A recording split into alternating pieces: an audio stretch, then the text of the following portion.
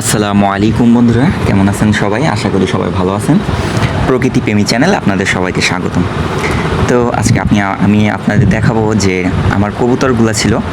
তো কবুতরগুলোর বেশিরভাগ কবুতর আমি একজনকে দিয়ে দিয়েছি। তো আমার আর 3 জোড়া কবুতর আছে, মানে 6টা আছে। তো এই 6টার ভিডিও তেমন একটা দেই না, আমার চ্যানেলে সব কিছুর ভিডিও দিই, কিন্তু আমার কবুতরগুলোর ভিডিও দেওয়া হয় না।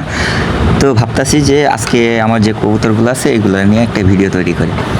তো দেখেন আমার এখানে আছে হচ্ছে যে হোমাটা রাখছি, যে বিউটি হোমা বলে এটা সবচেয়ে বেশি ভালো লাগে ওর ঠোঁটের কারণে আর ওর আকারের কারণে। ওর কিন্তু শরীরের আকার অনেক বড়, অন্যান্য সাধারণ কবুতরের চেয়ে একটু বেশি আকারের বড়। আর রাখছি, এটার নাম আমি জানি না, এটার মেল এটা, আর এই যে সাদাটা যেটা খোঁড়ায় খোঁড়া চলতেছে এটা মেয়ে। এটার পায়ে জানি কি একটা হয়েছে, আমি কালকে থেকে দেখতেছি। আচ্ছা, পরে দেখবো যে ওর কী রোগ হয়েছে, পরে ডাক্তার কাছে নিব। আর এই যে লাল দুইটা দেখতেছি, এটাকে অনেকজন কেচুলি নাম বলছে। কেচুলি কিনা আমি শিওর নাম জানি না এটার। যদি আপনাদের কারোর এটার আসল নাম জানা থাকে তা আমাকে অবশ্যই জানাবেন। তো আমার কাছে এই দুইটা করে এই টোটাল 6টা রাখছি। তো আমার আশা আছে এই 6টা থেকে একদিন আমি বিশাল বড় আকারের ফার্ম বানাবো। তো এই 6টারে আমি বীজ হিসাবে রাখছি। তো এই যে খাঁচাটা দেখতেছেন, তো আমি এই খাঁচাটার ভিতরে কিন্তু এদের রাখি। তো আমার এখানে টোটাল 4টা খাঁচা আছে, মানে একবারেই বানানো। তো এটার ভিতরে 3টারে রাখছি আর একটা নিচেরটা খালি আছে। তো আশা করতেছি যে কিং কবুতর কিনবো, এক জোড়া কিং কবুতর কিনে নিচের খাঁচাটায় রাখবো। তো দেখেন আমার কবুতরগুলো অনেক মানে চঞ্চল টাইপের, খুবই সুস্থ আছে, শুধু ওই যে সাদা মেয়েটা বাদ দিয়ে ওই যে দেয়ালের গায়ে যেটা বসে আছে।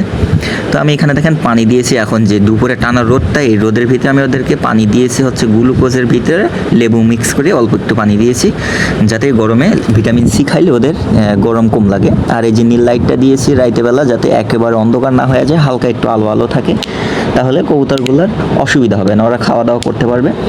তো এই যে কবুতরের ভিতরে দেখায়, এই যে এই ডিম পারছে, দেখছেন?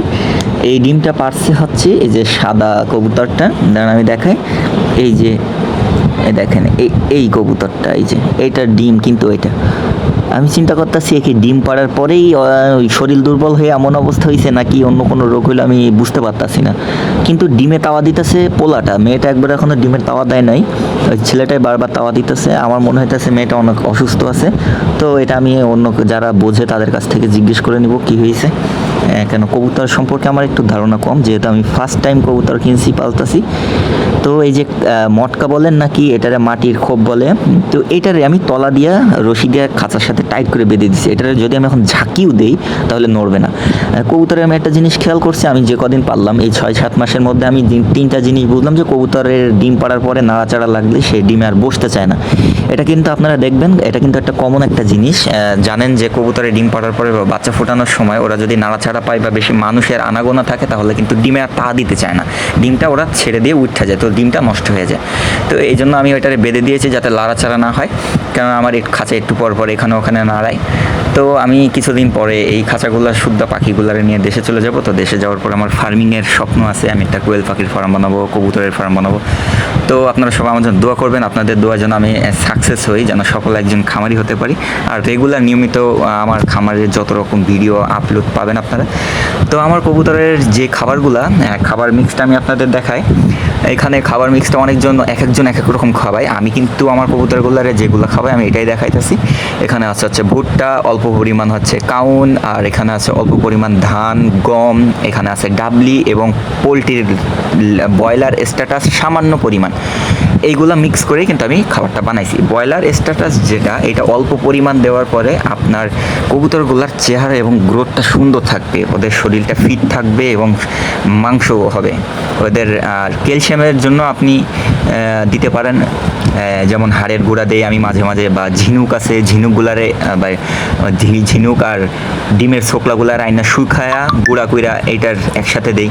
তো ডিমের ছোকলা গুঁড়া করে দেওয়ার কিন্তু মারাত্মক একটা উপকারিতা আছে, সেটা হচ্ছে ক্যালসিয়ামের অভাবে ভোগে কবুতরগুলো অনেক সময়। এই জন্য ডিমের ছোকলা বা হাড়ের গুঁড়া খাবারের সাথে মিক্স করে দিলে ওদের কিন্তু আপনার আর এক্সট্রা করে ক্যালসিয়াম খাওয়ানো লাগে না। তো আমার দেখেন বিউটি হোমা, এটাকে বলা হয় বিউটি হোমা, অনেকজন হোয়াইট হোমাও বলে।